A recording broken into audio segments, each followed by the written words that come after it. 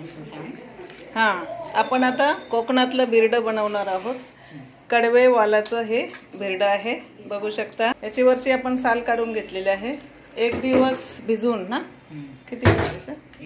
एक दिवस भिजून नंतर मग मूड आणायला परत बांधून ठेवायचं आणि नंतर मग त्याचे वरचे आपण साली काढून घ्यायचे आणि आता त्याची आपण भाजी बनवणार आहोत. तर त्यासाठी लागणारं साहित्य आहे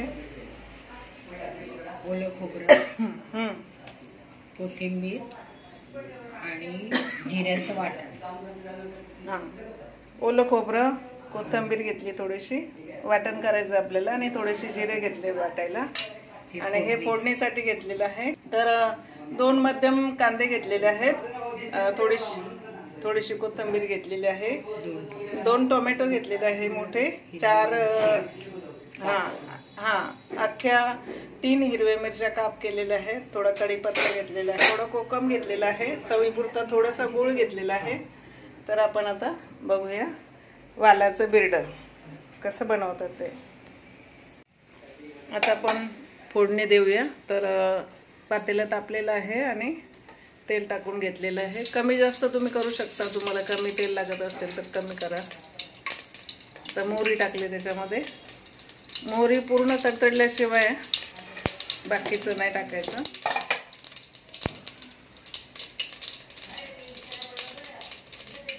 आता मिरची टाकून घेऊया.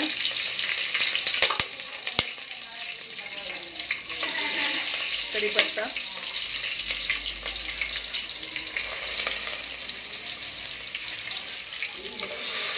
कढीपत्त्यानंतर आता कांदा टाकलेला आहे.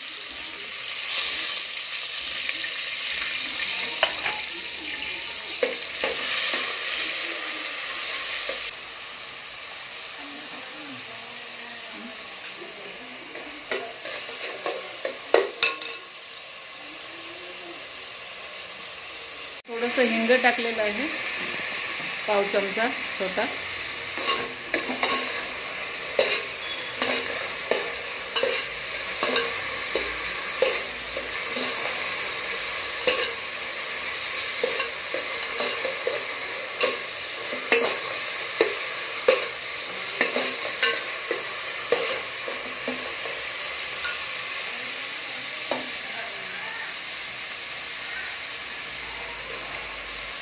आता टोमॅटो टाकलेला आहे. टोमॅटो पण चांगला परतून घ्यायचा.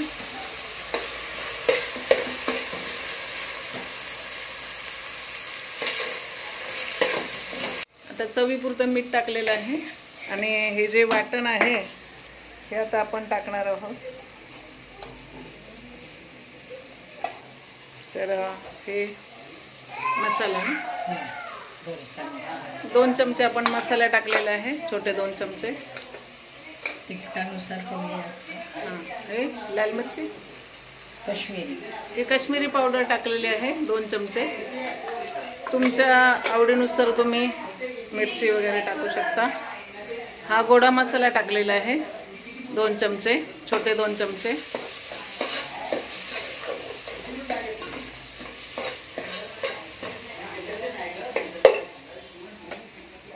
आता जे आपण वाटण करून ठेवलेलं आहे ते आता टाकलंय. आता आपण हे वाल जे भिजवलेले आहेत मोड आलेले ते टाकून घेऊया. मसाला आपला व्यवस्थित झाला तेल सुटेपर्यंत.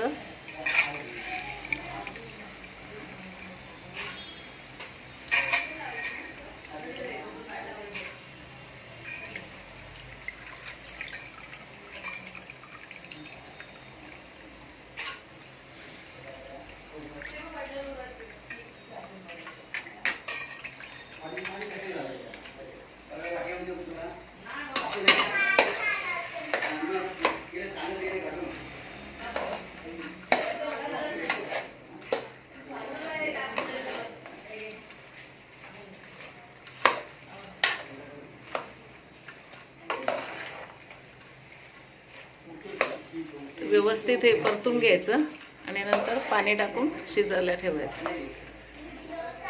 कोकम आणि गूळ टाकणार. आता आपण हे कोकम आणि गूळ टाकून घेतलेलं आहे. आता शिजायला आणि आता 10 किंवा 15 मिनिट याला शिजायला लागते. बघू शकता आपलं वालाचं बिरडं तयार झालेलं आहे.